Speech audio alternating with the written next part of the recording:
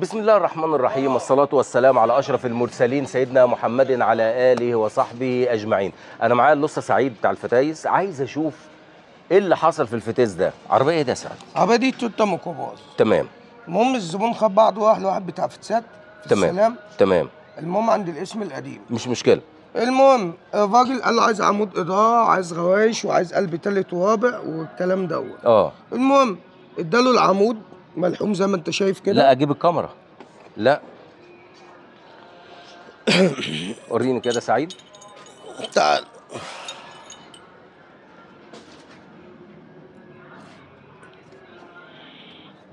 اهوت، والقلب دوت مركبه ليه مكسور، والبرميل بايظ، والبلي ده بايظ. طب وريني اللحام بقى.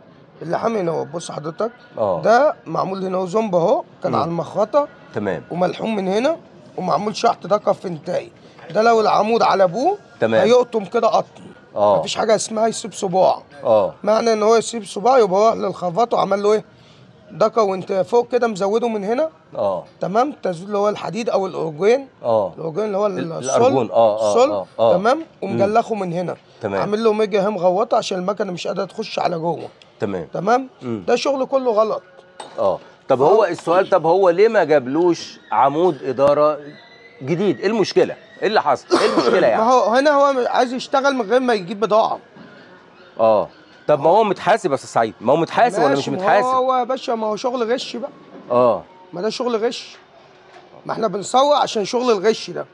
الزبون بيروح عند الشخص ويفتكر ان هو ايه، بيعمل معاه واجب، اصل هو ارخص من فلان. انت فاهم ازاي؟ لكن ما فيش ارخص، هو في بضاعه بتركب، البضاعه دي بفلوس، انا مش هديها لك ببلاش. طب ما هو السعيد ده فتيس، انا مش معترض يعني.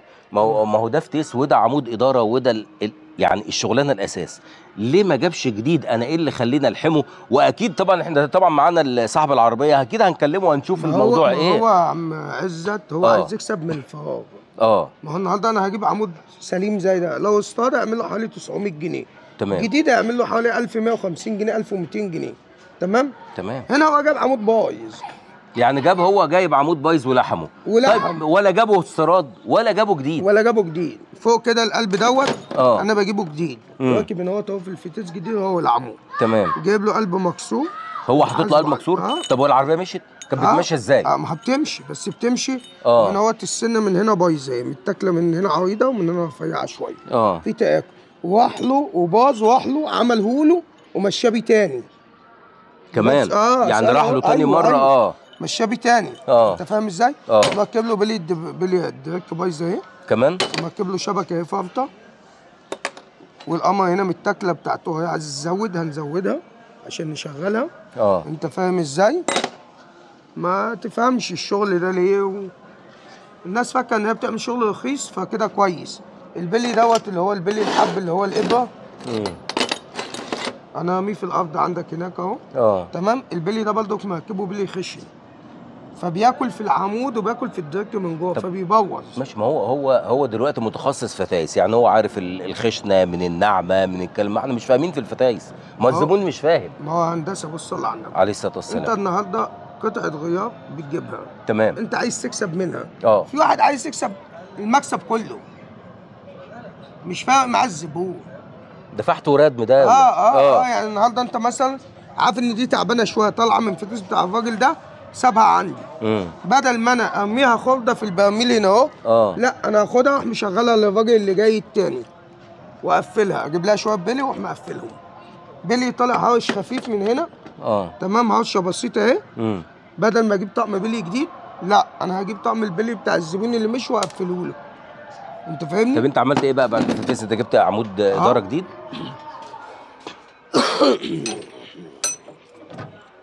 بص يا هندسه معاك.